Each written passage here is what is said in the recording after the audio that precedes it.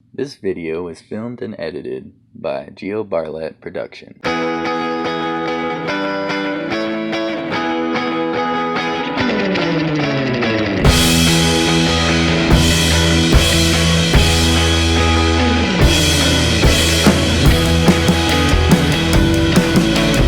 Hey everyone, welcome back to Iron Tiger Tattoos here in Mount Pleasant, Michigan.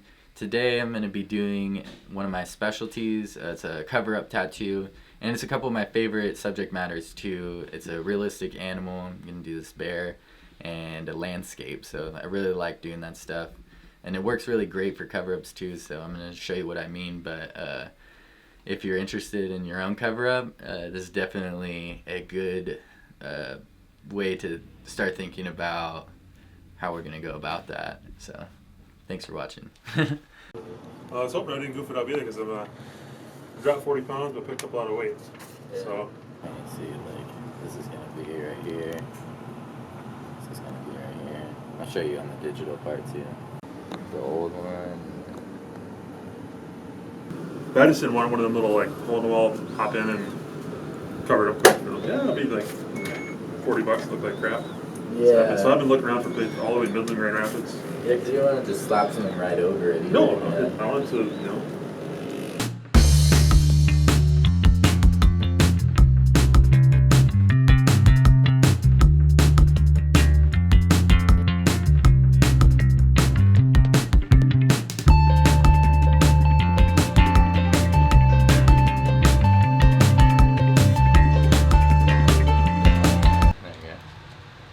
Start with the bear part.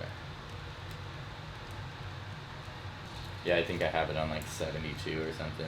Might be too much for you. No, that's back here. It's good, but that front entry is a little warmer. You call this stencil porn. The video whenever you do it all slow. So it's just so like cool looking.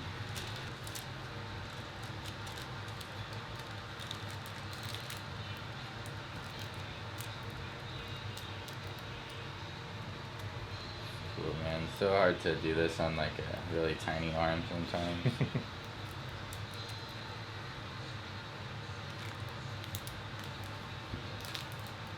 You know, it'll be a really good picture too, you know, won't have to like get the wraparound shot. Yeah.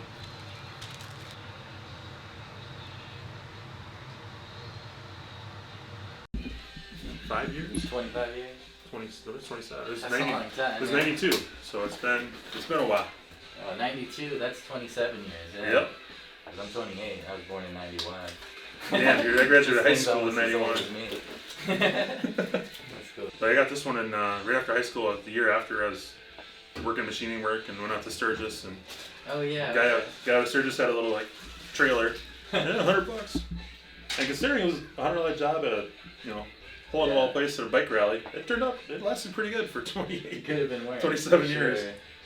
This client is a really cool dude. He's a new client of mine that makes a living in the tech industry, and he got this tattoo done at Sturgis in the early 90s, which is a motorcycle riding festival. If you never heard of it before, there's a bunch of bikers that come together there from all over the United States, and they celebrate what bikers love to do. You know, they like party it up. I guess they used to do a lot of tattoos there, so he got one back then, and you could see in the beginning picture that it didn't end up being that great. Because you have to finish it as you go, like the way I do it, you know? Yeah, you don't want to try and come back and get your mental picture back in and trying to. Yeah, well, it's just like with this style too, you can't just like outline everything and then have it heal and come back to it, you know? Yeah. Like you have to kind of like make it all a finished product like as you go. Yeah. So it's more like a painting. One girl did 3 days straight at the Detroit show. 3 days straight? Yeah, and like 10 hours each day. Wow. She had her whole back done. So that was a huge project then, I guess. It was a crazy like swan scene and stuff. Yeah. Wow. It was really gorgeous. The guy won Best in Show, which is like a really prestigious award, you know. Yeah. I don't even want to slam bikers necessarily because honestly, they're a really important part of tattooing and the history of tattooing. And kind of bringing tattooing into the norm for like into the mainstream for you and I to kind of like take part in or whatever. Like basically, if it wasn't for these bikers having the guts to kind of like put this art all over their bodies in the first place, then who knows if it would have ever gotten taken to the next step and the next step and the next step until it was so mainstream like it is nowadays. But nonetheless, tattoos have changed a lot since back then, and in a lot of different ways too. Just the quality of the supplies that tattoo artists use and the equipment that we use, and not only that, but just the art in general. You know, I think the biggest factor probably is the type of people who end up deciding to do tattoos nowadays. And generally, they're not as like hardcore as the bikers of the past. You know, it's a lot softer of a breed nowadays for tattoo artists. But I think that could be a really good thing.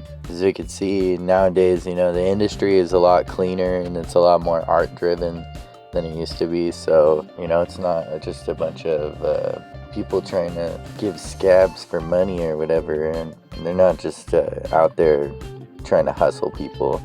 People are really trying to see like what's possible with their art nowadays, for the most part, I believe. And because of that, we're seeing really insane tattoos. They're just mind-blowing when you see them. How does it feel back here? That's fine. It's a little... Too bad. No, not bad at all. Cool. Just curious. Depends on the person, I think. You know, everybody's so different.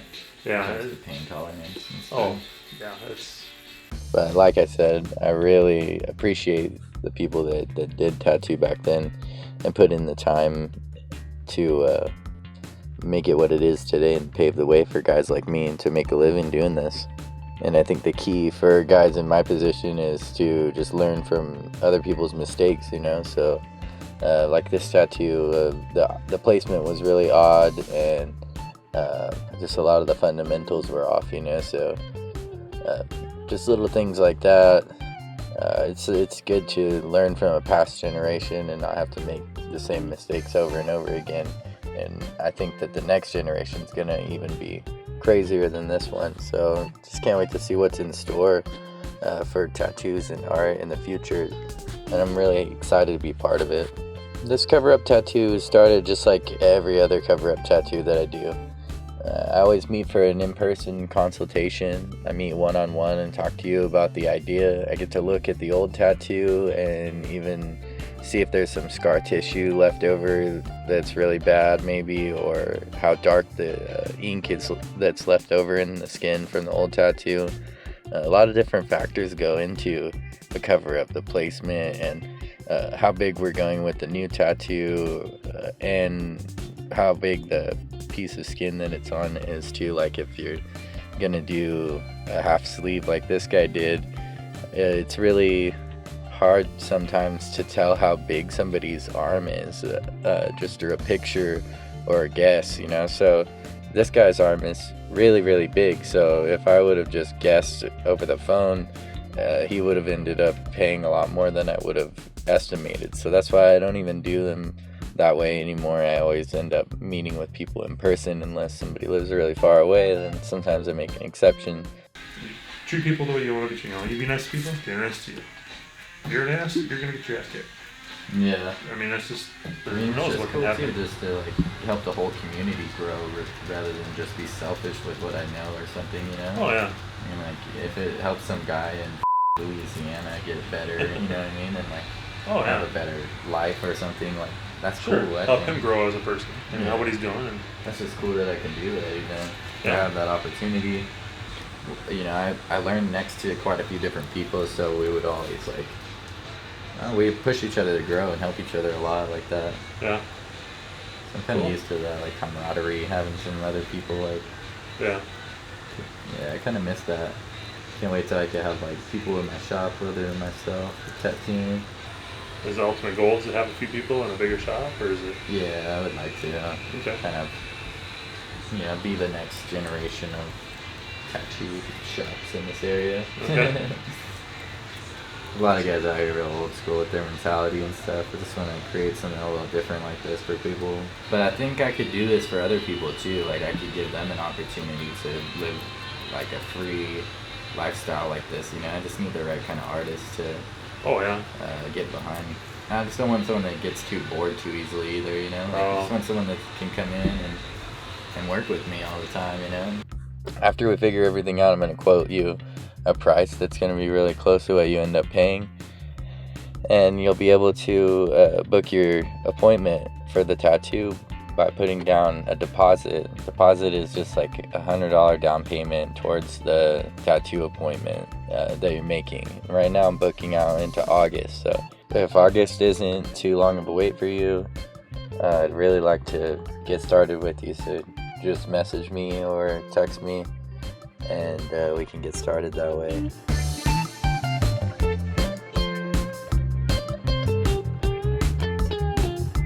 Spirit animal, my Native American.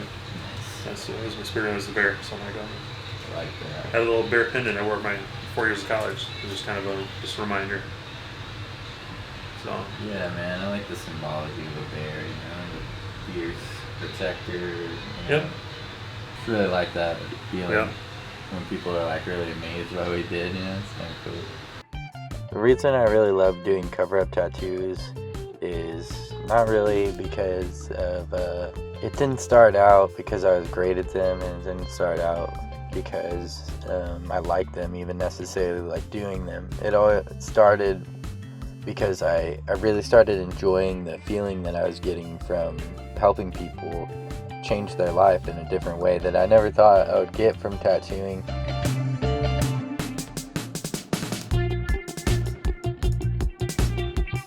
Like carving out creatures onto people's skin. It's like, you know, it's a weird thing to do, honestly, but yeah, I should be thinking people of culture, you know, really. Yeah. It's kind of interesting, the history behind it, though, like how they started discovering Asia and stuff, and the Europeans, and then that's when they started tattooing, was when they found the Asian culture, like Japanese guys doing handmade tattoos with the hand scalpel thing, kind of, you know? Yeah, or the other with the Samoas, with the stamps and the... They hadn't quite made it over there yet, though, so like the first Yeah. ones they seen were all Japanese guys in like the early 1800s and shit. Yep. And they took it back to Europe, and it was Navy guys that did it there too. Oh, Not okay. only your U.S. Navy, but the English Navy was actually the first ones to start stealing the tattoo culture or whatever. And this guy, Sutherland McDonald, he was one of the first guys to ever start doing that. Basically, he was tattooing on like high, like royalty and shit, though, getting scary and new. You know what I mean? And, like, Yep. So yeah. So it's way out of the So normal. they would go, and Sutherland McDonald was he had gotten hand tattoo tools or whatever from Japan, and he started that way, and then he ended up creating the first ever electric tattoo machine too that was ever patented.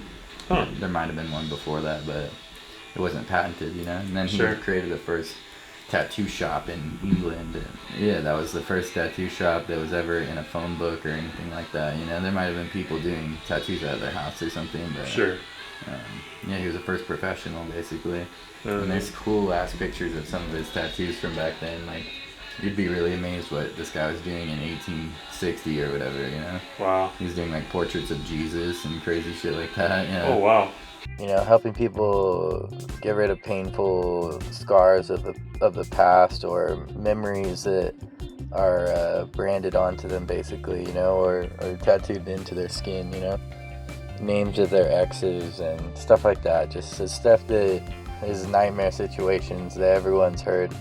And it's so cool to be the person that helps people turn the page on that kind of stuff. And it's just a feeling that is unlike anything else. So that's why I've really been drawn to cover-ups, and it has become pretty lucrative. It is like a really good thing to be good at. It's a good niche to have, and I'm really grateful that everybody kind of all like gave me that. You guys were the ones that gave me that. I didn't choose to be the cover-up guy, but that's what I ended up becoming. And I'm really happy that happened, you know. Sometimes you just gotta go with the flow in life and you'll end up where you're supposed to be. Just gonna let it bleed for 1 second and Yeah, no, it's not a problem. we'll wipe it and we'll take pictures and all that good stuff.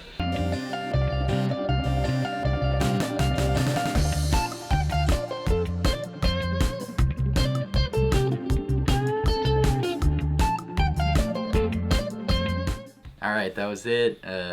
Did great. It only took us about 4.5 hours, which is really good time for this big of a piece. This guy was really large and his arm is like twice the size of any other arm I've ever really worked on. So I was able to go really big with the head of the animal, and he kind of just let me have freedom with how I stacked everything. So it went really smooth and I'm really happy with it. If you guys enjoyed this, please share it with your friends.